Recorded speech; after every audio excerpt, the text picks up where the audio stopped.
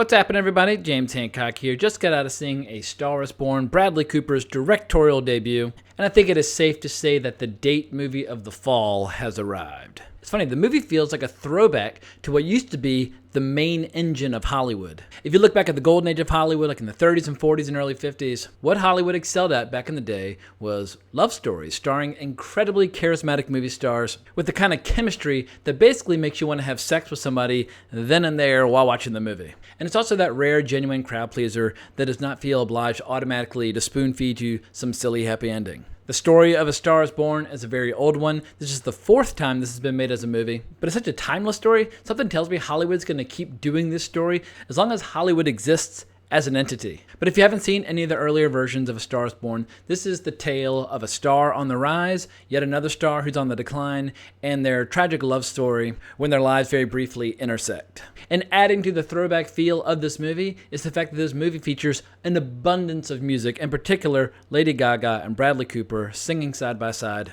Periodically, I glanced around the theater just to see how the audience was taking it in. And by the way, the show was sold out. And this movie had a wonderful, beautiful effect on people because there wasn't a cell phone in sight. For whatever reason, in New York City, most people tend to treat movie theaters like it's their own personal living room. And they'll carry on conversations and text away at their leisure as if the entire theater belongs to them. But I, along with the rest of the crowd, was definitely into this story. But in that this movie has been made several times before with massive legendary stars like Judy Garland and Barbra Streisand, there was a ton of pressure on Bradley Cooper as a director going into this to see if he could put a fresh spin on it, to see if he has anything to say, because one of the main key focal points of this movie is whether or not a songwriter is just talented or whether or not they have something to say, whether or not they have a voice. There are loads of people with musical ability, oftentimes with musical ability that exceeds that of major stars. But what is that special quality that separates a star from someone who's just exceptionally talented? And they bring up the idea that in music you basically have 12 notes to play with. And you can make them sharp or you can make them flat, and you can go up an octave, you can go down an octave. Thousands upon thousands of love songs and pop songs have been written. But what is that special, ineffable quality that makes a love song become an all-time classic? And I have to say, when it comes to Bradley Cooper's direction, considering that it was originally going to be Clint Eastwood directing this, starring Beyonce like 6 or 7 years ago, I have to say that Bradley Cooper has absolutely delivered. Do I think the movie's perfect? Absolutely not. Do I think the movie's perhaps a little on the long side? Absolutely. But there are scenes in this movie that absolutely delivered the scenes that were promised in that extraordinary trailer that came out a couple months ago. When that trailer first dropped, I watched it several times and I was absolutely blown away by the music and the emotion and the intensity. And there are scenes in this movie, in particular the first half of the movie, which features the majority of the duets with Lady Gaga and Bradley Cooper, where you will feel your chest tightening up and you will get chills and you'll feel your eyes misting up. It's precisely the kind of emotions that Hollywood used to know how to do in their sleep. But as Hollywood's focus has shifted over to franchises, whether it's franchises based on action figures or franchises based on comic book characters or franchises based on franchises from decades ago, this kind of romantic movie magic is something that Hollywood's kind of forgotten how to do. So I applaud Bradley Cooper for dusting off so successfully Hollywood's oldest, most reliable formula, the love story. But as impressive as Bradley Cooper's direction might have been, the real show-stopping star of this movie has to be Lady Gaga. When Lady Gaga sings in this movie, it's a major eye-opener because it reminds you of the difference between a pop star or a rock star and a movie star. Both have the power to be iconic, both have the power to have a massive impact on the world, but they're just different. And I've always suspected secretly that every movie star out there, if they could switch places and be a rock star instead, they might take the opportunity. Being a major pop star or a rock star is probably the only career I can think of where total strangers will rip off their sweaty underwear and throw it at you. And while Bradley Cooper's singing in this movie is totally fine, if anything, it's actually pretty doggone good. But when Lady Gaga starts singing, it basically blasts the roof off the theater. And keep in mind, all my high school and college experiences were in the 90s, and I feel like the music from your youth is the music you will always connect with on the deepest emotional level. But in the 21st century, a handful of pop stars have managed to grab my attention, and Lady Gaga is absolutely one of them.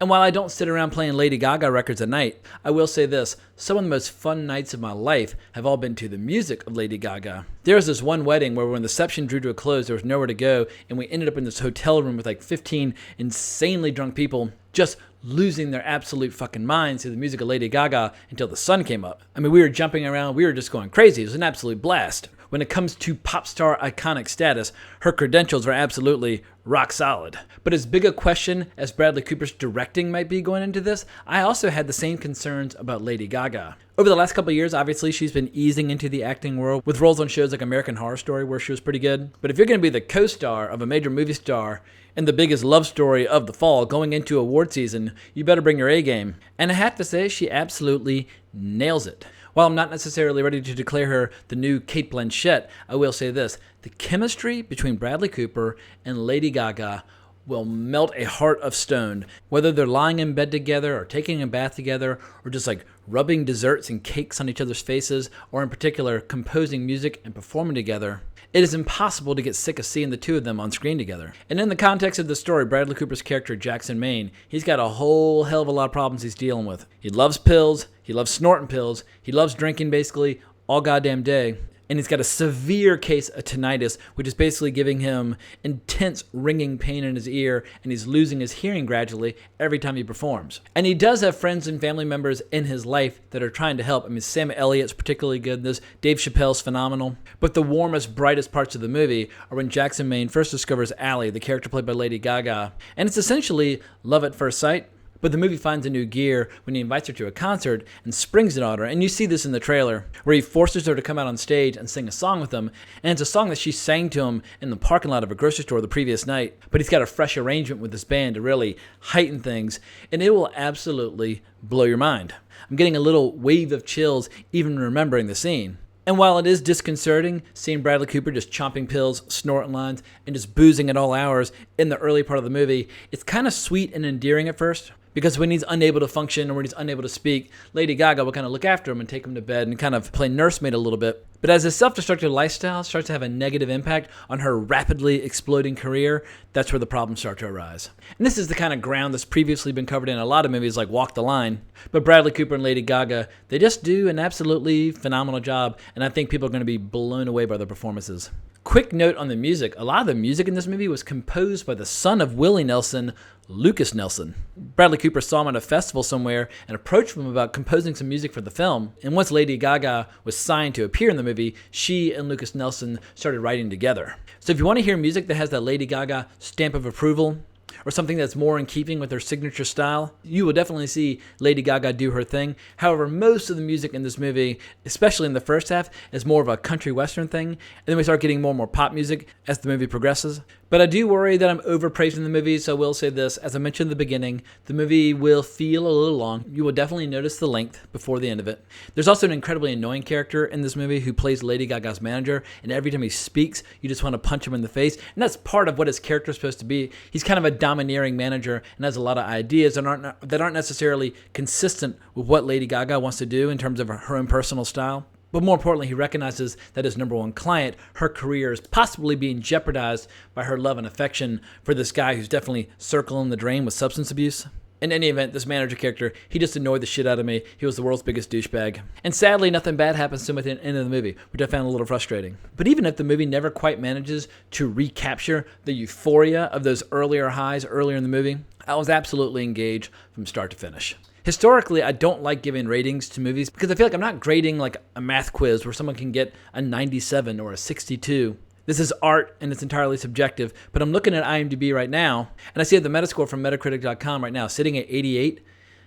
If I were grading an English paper or a math quiz or something to that effect, I think an 88 sounds totally fair. This movie is not Casablanca. It's not going to redefine Hollywood, but I do hope that Hollywood will take notice and realize that there's more to movies than giant monsters and superheroes and robots. I love giant monsters and I love superheroes and I love robots. I love franchises. I eat them up. But I don't want that to be the only thing that Hollywood knows how to make anymore when it comes to movies.